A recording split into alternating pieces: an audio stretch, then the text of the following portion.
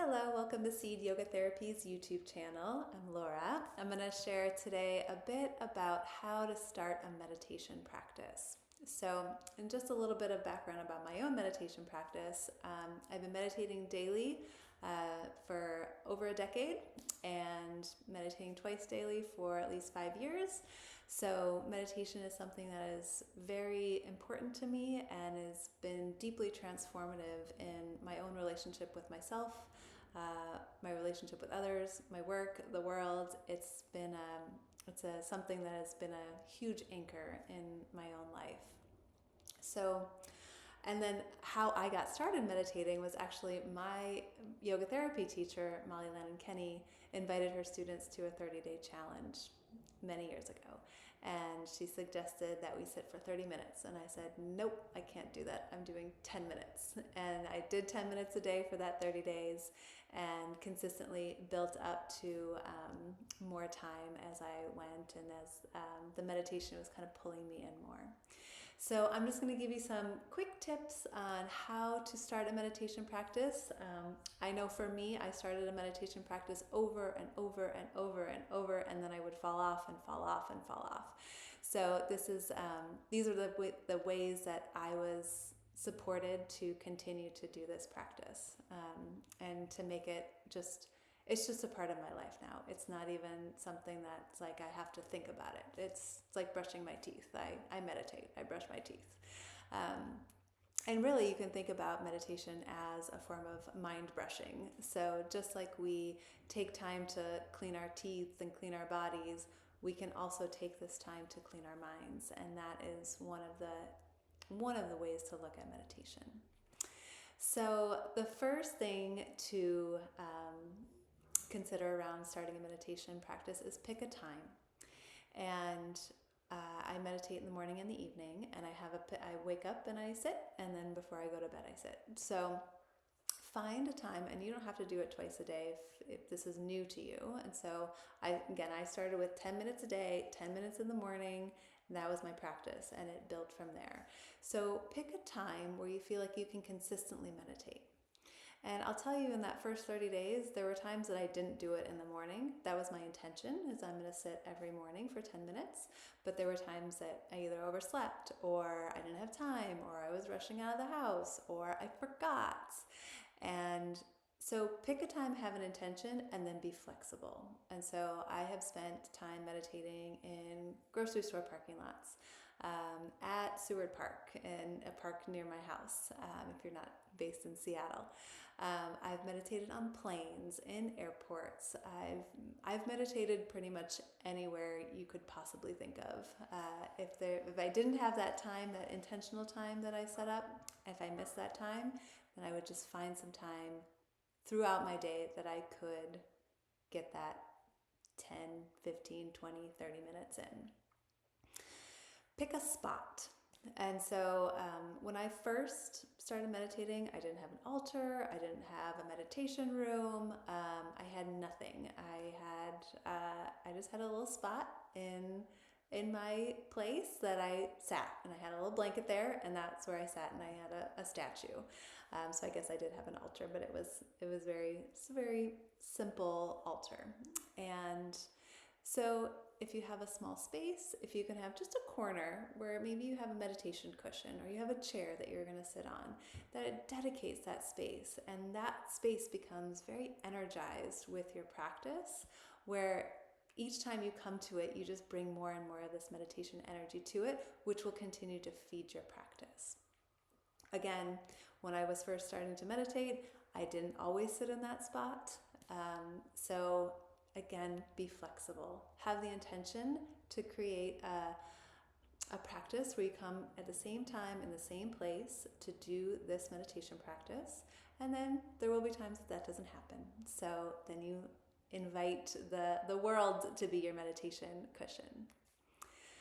Pick a duration. So I chose 10 minutes, and I chose, you also want to pick a specific meditation. So instead of I'm going to do breath meditation today, and then I'm going to do mantra meditation tomorrow, and then I'm going to do loving kindness the next day, and I'm going to do yoga nidra the next day. It's best to pick one thing and stick with that particular meditation.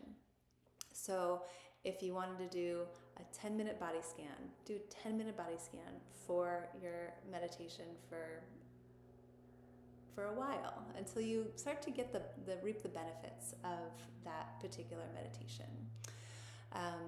So pick a duration and pick the style of meditation that you want. And I would encourage you to play with some meditations at first. So there's lots of meditations on this YouTube channel. There's also lots of meditations in lots of different places, Insight Timer, the Calm app. There's lots of options to explore different meditations. And then once you find one, stick with it so you can learn about that particular meditation and the way that you interact with that meditation and what you learn about yourself through that particular meditation. You can also use timers on your phone because if you're always thinking like, has it been 10 minutes? Has it been 10 minutes? Has it been 10 minutes? You're not meditating, you're just thinking about the time.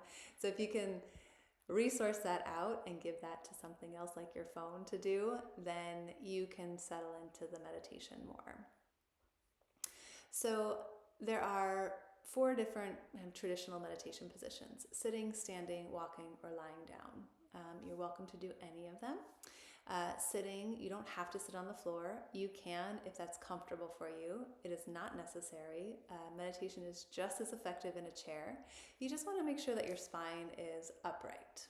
So similar to the timer, if all I'm thinking about is my legs are asleep, my hip hurts, my back hurts, my shoulder hurts, again, you're going to be thinking more about your body than the actual meditation. So find a position where you can actually settle into it without necessarily falling asleep. So I fall asleep pretty easily, so lying down meditation doesn't necessarily work the best. But for other people, it's the perfect meditation position. So find, again, this might take some experimentation, but you'll find the meditation position that works for you. So if you sit in a chair, you just want to have your feet on the floor.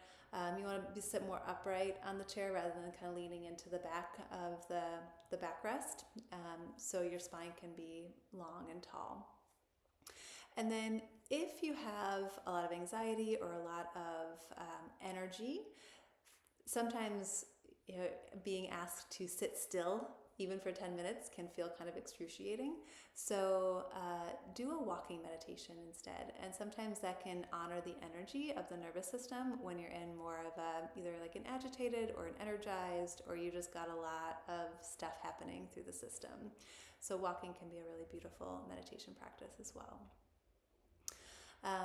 After you meditate, take a few minutes to rest, just to let yourself integrate the meditation that you just did into your system.